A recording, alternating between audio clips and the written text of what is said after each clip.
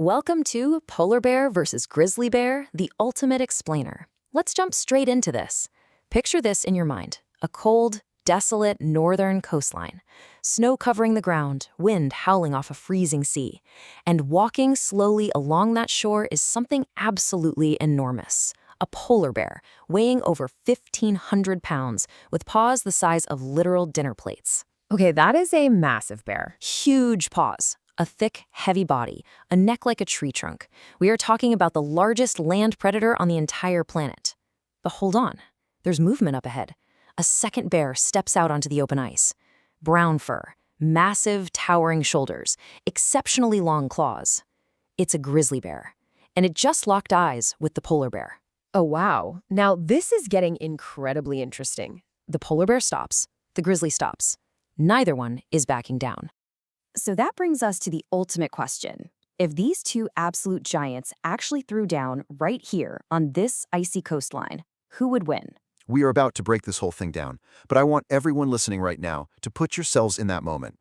Picture these two massive combatants staring each other down on the ice. Who do you think will win? Make your initial prediction in your head right now, before anybody makes a move. Well, I am choosing the grizzly. I'm calling it right now. Wait, already? Absolutely. I mean, look at those massive shoulders. That hump on a grizzly's back isn't just fat. A mature male grizzly can pack 800 pounds of pure muscle, with these insanely powerful forelimbs built for digging, tearing things apart, and constantly wrestling other bears. It is literally built for combat. Okay, very impressive for sure. But you have to consider the sheer size of the polar bear. Hey, size isn't everything. You always say that when your animal is smaller. A mature male polar bear can tower up to 10 feet tall on its hind legs. 10 feet! It has a long body, it's incredibly heavy, and has seriously powerful jaws. Plus, unlike the grizzly, which eats a lot of plants and berries, the polar bear is one of the most carnivorous bears on Earth. This animal actively hunts large marine mammals for a living. It's a true apex predator. Okay, wow, that is slightly concerning. Are you changing teams yet? No way. Absolutely not. I am proudly Team Grizzly. But what about you? To everyone checking out this explainer right now, if you had to choose right at this exact second, polar bear or grizzly? Seriously, lock in your choice right now. Which animal would you choose? Because this incredibly tense, icy standoff is about to break, and the action is officially starting. The grizzly takes a few slow steps forward. The polar bear just watches. Now, in nature, neither animal usually wants to risk a serious injury. That's just a biological fact. Wild animals don't usually fight just for the fun of it because there's no championship trophy waiting for them. Right. A broken tooth, a damaged paw, or a serious bite from another bear, any of those could make surviving in the wild nearly impossible. So the absolute smartest move is probably just to walk away from each other, right? Usually, yes. So are they going to? Wait, no. The polar bear is actually moving forward. Apparently not today. The grizzly raises its massive head. The distance between them is getting smaller. 10 meters. 8. 5. And suddenly, the grizzly charges. Whoa! The polar bear surges forward to meet the charge. They collide. Hundreds of kilograms of raw muscle crash together on the freezing coast. But the grizzly strikes first. A massive forepaw swings in a blur. Wham! Yes, let's go Team Grizzly. The incredibly heavy polar bear actually stumbles sideways from the explosive force of that strike. We have literally been fighting for about 3 seconds, and the grizzly has already drawn first blood. The grizzly doesn't wait a single second. It pushes forward again. And this brilliantly illustrates why those massive shoulders matter so much. The grizzly is driving its entire upper body strength right into the polar bear. Look at that. The polar bear is giving ground. One step backward, then another. Are you still feeling confident about your giant bear over there? I'm moderately confident. The grizzly snaps its jaws toward the polar bear's shoulder. The polar bear twists away just in time, dodging a really heavy blow. Then another quick swipe from the grizzly. And suddenly, the animal we totally expected to dominate just based on its size is actually losing. The giant is getting pushed around. I have to ask everyone watching, would you change your prediction now? Honestly, did you expect the grizzly to be this dominant this early on? If you're on Team Polar Bear, I bet you might be sweating a little bit right now. The grizzly is fighting with pure explosive aggression and some really incredible tactical experience. So what would you do in this situation if you were the polar bear? Well, the grizzly attacks again, but this time, the polar bear doesn't retreat at all. It braces itself. The grizzly crashes into it. and stops dead in its tracks. Uh-oh. Exactly, because right now, the grizzly has a very serious problem. The polar bear is not just tall, it's ridiculously heavy. The polar bear pushes forward, the grizzly pushes back. For a terrifying moment, neither bear moves an inch. Then, the polar bear rises up higher. The grizzly rises too. No way! Yes, two absolutely enormous bears are now wrestling fully upright. It is a terrifying, earth-shaking test of pure muscle and weight. Claws, teeth, and sheer mass. The grizzly tries to drive forward with those powerful shoulders, but the polar bear just leans its incredible bulk right into the push. And suddenly, the grizzly takes a step backward. Then another. Still Team Grizzly? Yes. But, okay, I'm slightly less comfortable than I was a minute ago. Okay, before the next brutal attack, we have a massive wow fact that might genuinely blow your mind. Polar bears and brown bears actually cross paths in overlapping parts of the Arctic, and they are genetically related enough to produce real, living hybrid offspring. Seriously? Did you guys know that? You've probably heard the internet nicknames for them, a pizzly bear or a growler bear. Honestly, that sounds like a crazy creature somebody unlocked in a video game. I know. Polar bear plus grizzly bear equals a real-life growler bear. So, technically, if someone asks, polar bear or grizzly, the answer could actually be both. Maybe out in the wild. But not today, because our two bears are moving again. The polar bear advances, clearly trying to use its massive weight advantage to exhaust its opponent. But the grizzly isn't finished yet. It uses some brilliant combat strategy here. It suddenly changes direction and attacks from the side. Yes! The polar bear turns way too slowly. It just can't match that kind of agility. The grizzly gets in incredibly close. A vicious bite, a violent shove. The heavier polar bear is completely caught off guard by the sudden shift in momentum.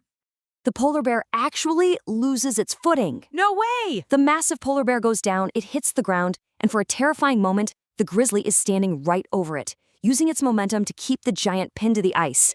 This is it. Team Grizzly wins. Not yet. The polar bear twists violently on the ground. One enormous paw pushes desperately up against the grizzly. The grizzly tries to hold its dominant position, but now it's fighting against the polar bear's entire immense body mass, pushing straight upward.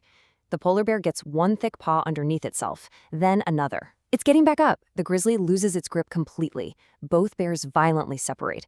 They're both breathing incredibly hard now, just staring each other down on the ice. Neither one has been able to hold the advantage for long. Okay, be completely honest with us. Did you expect this fight to be this insanely close? What a roller coaster. Now we arrive at the turning point, the hidden cost of energy. The grizzly has shown exactly why it should never, ever be dismissed.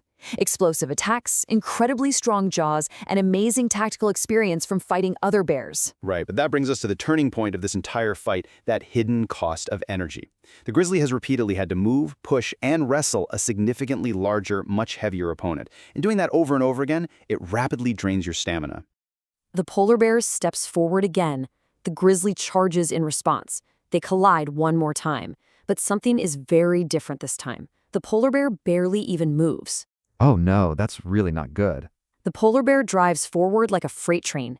The exhausted grizzly braces itself as hard as it can, but the polar bear just keeps coming.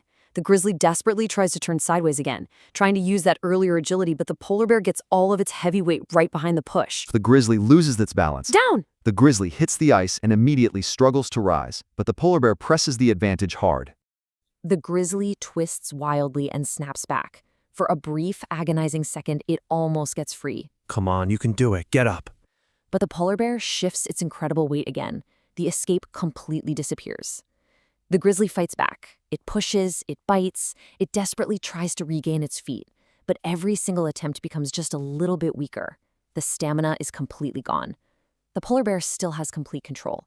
And eventually, the grizzly can no longer mount an effective counterattack. It's pinned definitively. The fight is over. There is only silence on the ice.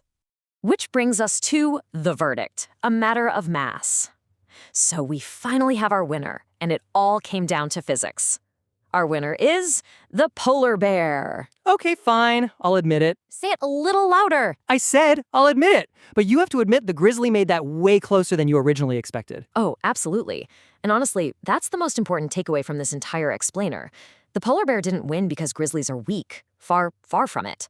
The grizzly had powerful forelimbs, a robust build, insanely dangerous jaws, and clearly superior ability in close-quarters combat. The deciding advantage was much simpler: pure mass.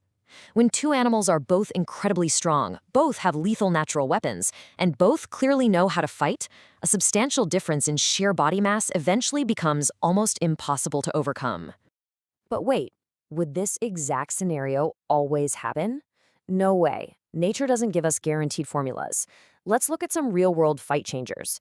Imagine an exceptionally large grizzly meeting a slightly smaller polar bear, or a battle-tested adult grizzly against a young, naive polar bear. Right, and what if they're fighting on deep snow instead of solid ice, or uneven rocky ground? What if the polar bear is already exhausted from hunting, or nursing an old injury? Suddenly, this isn't the same story anymore. That changes everything. So I still have plenty of hope for Team Grizzly on any given Sunday. I knew you were going to say something exactly like that. Well, I am officially asking for a rematch. Denied. You can't deny it. I literally just did. All right, now it is your turn. You saw the grizzly completely dominate early on with incredible agility and combat skills. You saw the polar bear turn the entire fight around. And you saw how one physical advantage, pure mass, eventually dictated the end of the battle. So, did you pick the winner? Were you still proudly holding on to Team Grizzly halfway through? Did you frantically switch to Team Polar Bear when the giant got back up? Or did the final result completely surprise you? It was an absolute emotional roller coaster. Let us know your thoughts. And here is the biggest question to leave you with today. Who should fight next? What ultimate animal battle do you want us to break down next time? Keep learning, keep questioning, and we'll see you in the next explainer.